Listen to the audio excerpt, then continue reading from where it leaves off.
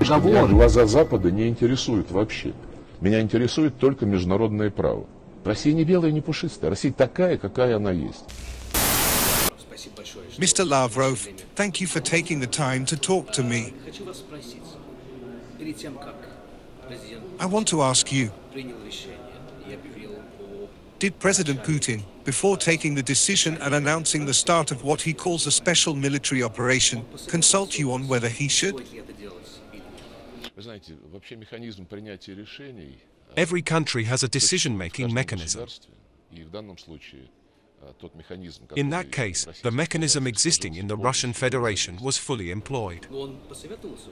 Did he consult you? Again, there are things we do not speak about publicly. There is a mechanism for taking decisions. It was followed in full.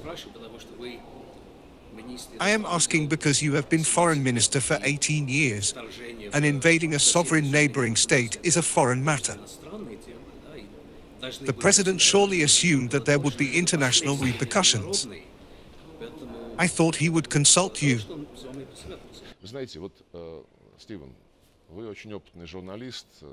You are an experienced journalist well aware of the realities in Russia, around Russia, and in the post-Soviet space. Your question seeks to cancel everything prior to February 24th of this year. For 8 years, we had been promoting the necessity of implementing the Minsk agreements, unanimously endorsed by the UN Security Council, with the help of our intelligence agencies, Foreign Ministry, and Defense Ministry.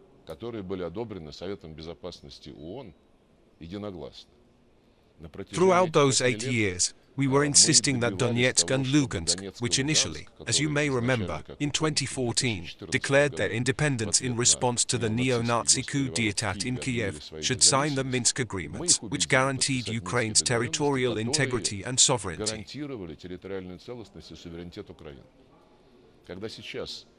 When nowadays Chancellor Olaf Scholz claims that Russia must be forced to reach agreements with Ukraine, agreements that would respect the territorial integrity and sovereignty of the Ukrainian state, I have a feeling that he is not of this world, but someone from outer space. Because all those 8 years we were trying to ensure the implementation of agreements which guaranteed the territorial integrity of the Ukrainian state. But the situation changed 4 months ago. The situation has not changed. We are going back to what the Minsk agreements were coordinated for, protecting Russians in Donbass, who have been betrayed by the French and Germans. The British also played a leading role. All our Western colleagues kept saying they were unable to make Kiev honor the Minsk agreements. If the goal is to protect Russians in Donbass, why have more civilians been killed in the DPR and LPR in the 4 months since the start of the special military operation than in all of last year?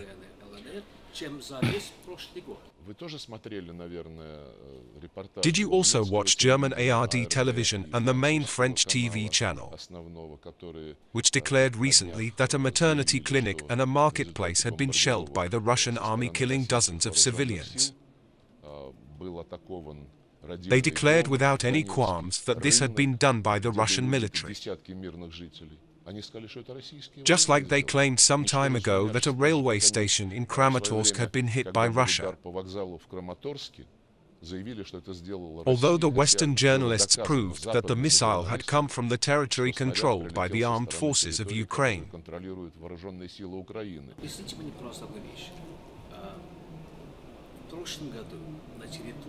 Last year, 8 civilians were killed in the LPR and DPR, and 7 the year before.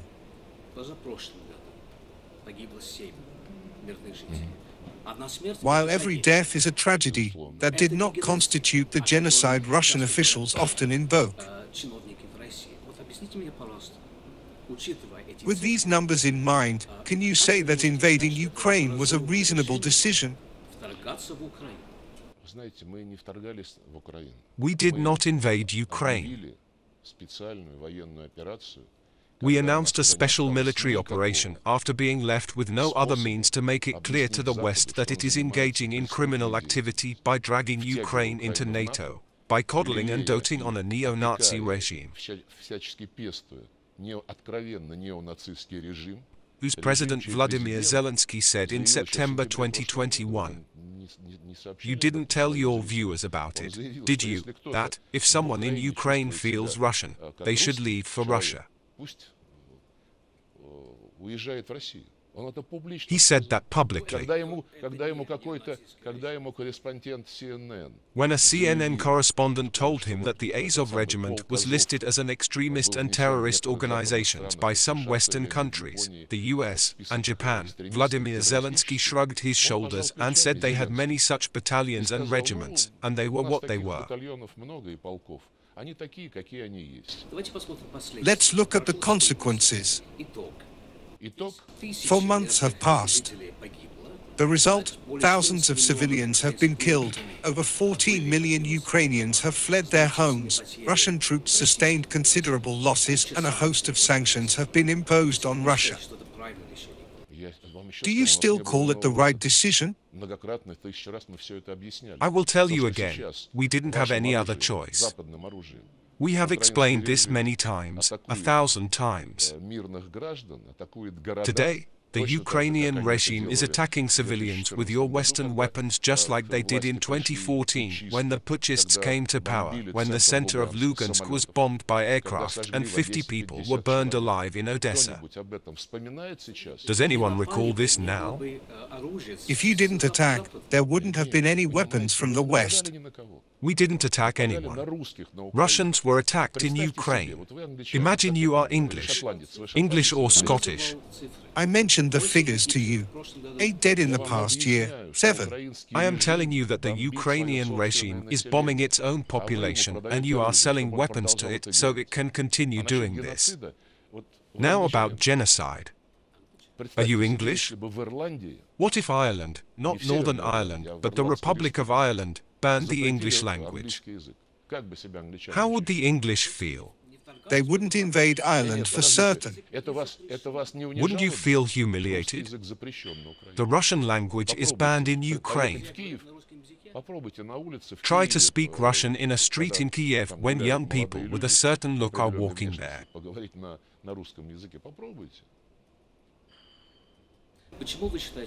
Why do you consider NATO a threat? Why do people in Russia often talk about 5 waves of NATO's expansion? I think that NATO is a threat because we have been close friends with Serbians for a long time. They told us what the North Atlantic Alliance is about. The Afghans with whom we maintain relations in Afghanistan, and that includes practically all ethnic groups, also told us about the alliance and how it bombed wedding ceremonies. Just because these pilots wondered why some people had got together. They must be bombed, just in case. I will explain to you why NATO is a threat. Talk to citizens of Iraq and Libya. Their countries were razed to the ground. After this, NATO still claims to be a defensive alliance. We are told not to worry, that Ukraine's accession to NATO wouldn't pose a threat to the Russian Federation. This is what we were told. With all due respect for our colleagues from the North Atlantic Alliance, I must say that Russia has the right to decide for itself what threatens its security and what does not. There were no NATO troops in Eastern Europe before the annexation of Crimea in 2014. Moreover, there was no annexation of Crimea either. As a result of Crimea's annexation, there appeared 4,500 troops in 2016 and 40,000 after February 24, 2022. This is the result of Russia's actions.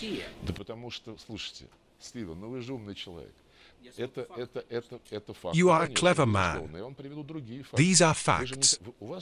I will cite different facts for you. Your entire analysis is based on cancel culture. You are changing everything that preceded the event that you call an invasion or annexation. What happened in Ukraine on February 21, 2014? What we call a coup d'état. How do you call it? I was the first to ask you. How do you call it? I've already said that this was a coup d'état that took place the morning after France, Poland and Germany affixed their signatures under the agreement between the then president and the opposition leaders. In the morning, the opposition leaders spat in the faces of Germany, France and Poland, which swallowed it. We called this a coup d'état. And how did you call it? Do events of 8 years ago give you the right to do what you are doing? This is not about the right. I want to hear your honest response. We called it a coup d'état. How do you call it in Britain? I wanted to ask you about this. I want to understand your logic, because if you want me to give you clear answers, you must clearly explain to me what you are talking about. I want to grasp your logic. You say that NATO is a threat. Now you are saying that there is too much NATO on Russian borders. And yet now there is even more NATO as a result of Russia's actions. Finland and Sweden are joining the alliance. Finland and Sweden have long been subordinate to the Anglo-Saxons, as the EU and NATO have drawn closer together. The EU has lost its meaning. Is the fact that Finland and Sweden are becoming NATO members a failure of Russian diplomacy? Sweden and Finland are exercising their sovereign right, and they are acting according to their government's decisions. They also are not overly concerned with public opinion, just as they didn't concern themselves with public opinion in different countries as they carried out the objectives set by NATO. Does that mean it is not a threat to Russia? We shall see how it will end. When and if Sweden and Finland join NATO, we will see what will go into effect on the ground. Whether weapons are delivered there and new contingents deployed. That said, I assure you that nobody is going to listen to either Europeans, or Finland or Sweden. They are telling us now that they will have no foreign troops or military bases. Meanwhile, U.S. Defense Secretary Lloyd Austin that the U.S. intends to increase its military presence in Europe. They have not yet decided if it will be permanent, rotational or permanent rotational. He never said the EU should be consulted. He does not want to hear from European allies. He just decided and announced that decisions will be made in Washington. Russia says that Ukraine is fighting Nazis. Ukraine is not fighting Nazis. Nazism is flourishing in Ukraine. Listen to what the UN High Commissioner for Human Rights says. She spoke in May following a monitoring mission and said that the Russian military kept 360 people, including 74 children and 5 disabled persons, for 28 days in a school basement in the village of Yagodnoy, Chernigov region, without a toilet and water. 10 elderly people died. Is this fighting Nazism? International bureaucrats, including the UN High Commissioner for Human Rights and, to my immense disappointment, the UN Secretary General and many other UN representatives, are being put under pressure by the West and are often being used to amplify fake news spread by the West. So Russia is squeaky clean, isn't it? Russia is not squeaky clean. Russia is what it is. And we are not ashamed of showing who we are. May I inquire with you to better understand your media outlet's policy on the Bucha tragedy? Did you report on the frame-up job in Bucha? You definitely said it had been carried out by Russia, right? The Guardian newspaper published in London later got preliminary forensic results which showed that most people whose dead bodies were shown by all the world's TV channels got their wounds from artillery shrapnel. Why do you ask? We have little time. We have little time, but you do not want to tell me why you keep saying untruths, to put it mildly. I asked you a question about how the BBC had covered the events in Bucha. I wasn't in Bucha. I am in Russia, and this is why I am asking you about Russia's position. The purpose of the operation, as it was stated by President Putin back then, is regime change, isn't it?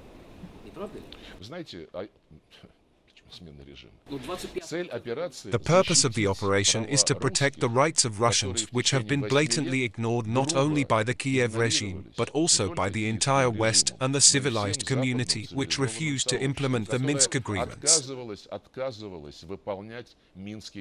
If you did not want to secure the rights of the Russians in Donbass through Kiev's adherence to a UNSC resolution, we will ensure the rights of Russians ourselves. That is what we are doing. On February 25th of this year, Vladimir Putin addressed Ukrainian soldiers and urged them to take power in their hands because it would be easier for Russia to come to terms with them than with this gang of drug addicts and neo-Nazis in Kiev. This sounds like a direct call for a military rebellion. No, it sounds like a direct call for fulfilling their military duty instead of serving Nazis who are cancelling everything that their regime doesn't like, including Russian education, culture and media. They didn't cancel BBC because you haven't told the truth about what was happening there for 8 years. I asked you a question. Did you or any of your BBC colleagues go to Donbass during the 8 years when Kiev soldiers were bombing civilians there? Over the course of 6 years, the BBC had many times contacted the leadership in the separatist-run areas asking for permission to go and see what was happening. We were refused entry every single time. I think if genocide had really taken place there, they would have been interested in letting us come and see, but no. Why were we denied entry? I don't know why you were denied entry. Our journalists worked there 24/7 and showed the results of bombing by Kiev battalions. You should have gone to the Ukrainian side of the contact line. They do not have such destruction there. Recently, your president praised Peter the Great for reclaiming primordial Russian territories and even added that to return and strengthen is also our lot. How many more territories and what territories are you going to reclaim? President Vladimir Putin said it all. I have nothing to add. I will tell you again, you want to forget everything that preceded this event. You deny, cancel and do not want to hear what happened before February 24th of this year. What happened before the voting in Crimea? You cannot accept that we are very patient. But when our patience runs out, we respond to rudeness and the humiliation of the Russian people, like the coup in February 2014 when power was taken by people who cancelled the regional status of the Russian language and were going to oust Russians from Crimea. They sent armed people there. What did BBC report about this? Nothing at all. You said this was a normal democratic process. Can you say categorically that Russia won't launch another special operation and won't invade neighboring territories? We believed words for a very long time. Your comrades in arms, your compatriots together with other members of the North Atlantic Alliance solemnly proclaimed a principle of indivisible security where nobody has the right to enhance their security at the expense of the security of others. When we said that NATO's 5 expansions undermines our security, we were simply ignored. Now President of France Emmanuel Macron said they must talk to Russia and should not humiliate the Russians. Do you know who replied to him? Some Czech Foreign Minister Jan Lipavsky. He said Macron didn't understand anything, implying that Russians must be humiliated. What is your attitude to this? I want to ask you about the Brits who recently got a death sentence. You should do an interview in the Donetsk People's Republic about it. Russia is the only country that recognizes the DPR. No, it is not the only one. Several more countries have recognized them. I think the DPR has a lot of influence in Russia. We are friends and allies. In the eyes of the West, Russia is responsible for these people. Do you think the death sentence? I don't care about the eyes of the West at all. I am only interested in international law, according to which mercenaries are not combatants. So nothing in your eyes matters. They are not mercenaries. They were serving in the Ukrainian armed forces. This should be determined by the court. Do you think the court there is independent? I am confident they have independent courts there. Do you think your courts are independent? After Alexander Litvinenko's death, your independent court announced public process, that is, had the case classified. You did the same with the Skripals. That's your law. Did the UK government contact you about the fate of these boys? I have no information about their contacting us. They are used to doing everything publicly. They began saying they are worried about the fate of their subjects.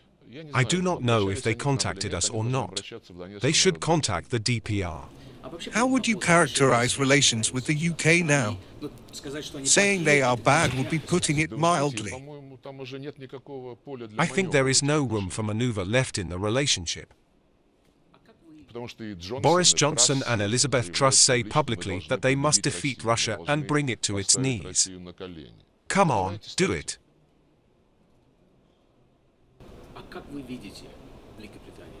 How does Moscow view Great Britain now?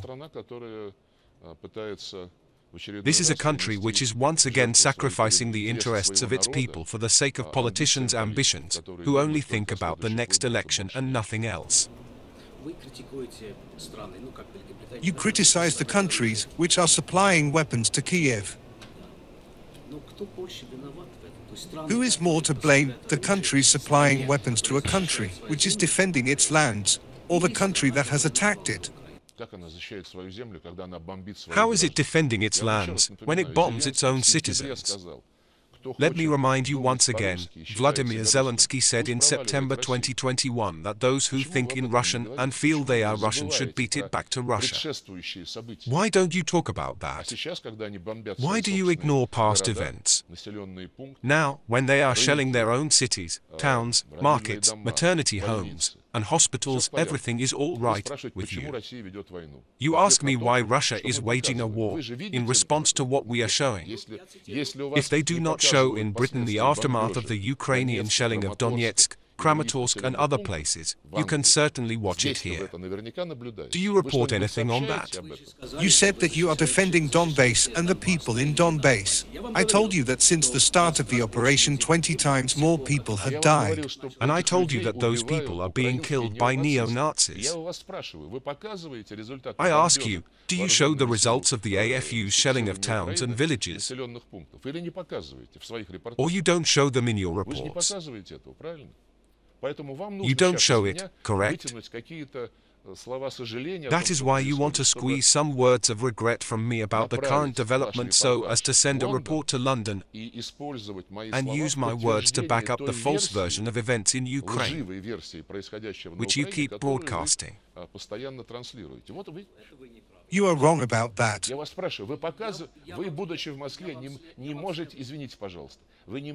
Being in Moscow, you cannot fail to see what journalists in Donbass are showing. What is happening as a result of Ukrainian artillery attacks on peaceful towns and civilians. Do you report on that or not? I want to ask you. So that means you don't. I have been in Russia for almost 30 years. I have toured the country. The phrase I heard most in the villages and cities I visited was, "If only there is no war." I understand that your country suffered terrible losses. That is why it beggars belief that your country has unleashed a war in Ukraine. I don't understand why it was needed. To ruin Ukraine and the future of your own country? I got your point. You have no problems with understanding the political course pursued by Kiev in the past 10 years to cancel anything Russian, do you? You think, if only there is no war, means a possibility to humiliate Russians and Russia. As the Czech foreign minister said, replying to Emmanuel Macron, who had spoken out against humiliating the Russians. For some reason, nobody is speaking about that. You grabbed what you needed for your line, for the narrative of your broadcasts. The phrase, "if only there is no war," is deeply ingrained in the Russian people. But it also has pride ingrained, what we call self-respect, which they are trying to take away from all the Russians in Ukraine, with your support.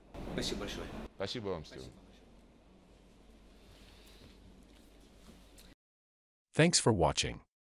If you like our info, subscribe to channel and watch the next video.